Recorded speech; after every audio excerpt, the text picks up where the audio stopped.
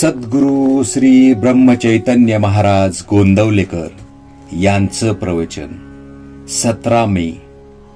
मी भगवंताचा आहे ही अखंड जाणीव ठेवावी.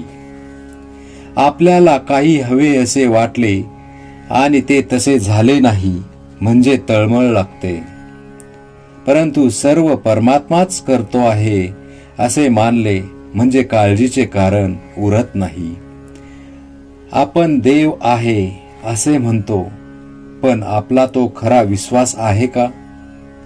एखादा मनुष्य बुडायला लागला म्हणजे दगड जरी त्याच्या हाताला लागला तरी हा आपल्याला तारील असा त्याला विश्वास वाटतो आणि तो त्याला धरून आपणही त्याच्याबरोबर बुडतो. म्हणून म्हणतो देव आहे असा आपला खरा विश्वास नसतो. आपण नुसते तोंडाने म्हणतो एवढेच, नाहीतर आपल्याला काळजी का वाटावी? प्रत्यक्ष देव पुढे उभा राहिला तरी आपल्या मागची काळजी आणि सुखदुःखे संपणार नाहीत. याचे कारण म्हणजे परमेश्वरावरचा आपला विश्वासच डळमळीत असतो.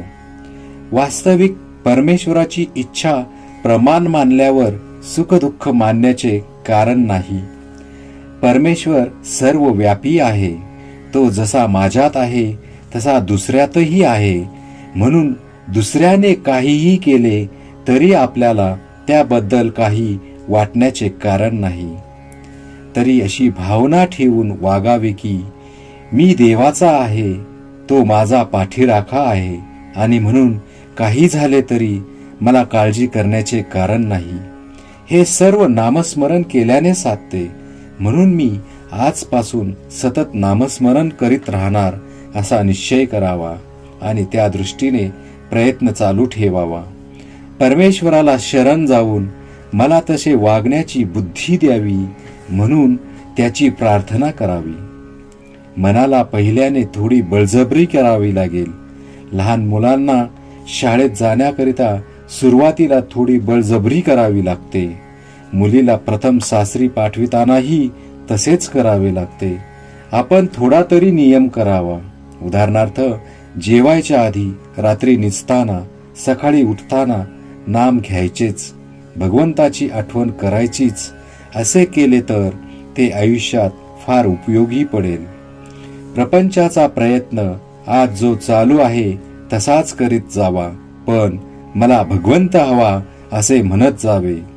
मनामध्ये भगवंताची आस ठेवावी म्हणजे ती हळूहळू वाढत जाईल आणि तिचे पर्यवसान ध्यासामध्ये होईल. समजा एखाद्या माणसाला घर बांधायचे आहे. मला घर बांधायचे आहे असे तो म्हणत जातो आणि त्यासाठी पैसे शिल्लक टाकतो. दागिने करायची वेळ आली तर ते नको म्हणतो, कारण पुढे घर बांधायचे आहे. हे जसे खरे त्याचप्रमाणे भगवंत मला हवा असे नुसते म्हणत गेल्याने देखील मनुष्य निव्वळ प्रपंचातच गुरफटून न जाता विषय बेताने भोगेल. खरा ध्यास लागल्यावर ती वस्तू मिळाल्या वाचून चैन पडणारच नाही. ज्याचा भगवंतावर विश्वास त्याला समाधान खास. श्रीराम जय राम जय जय राम.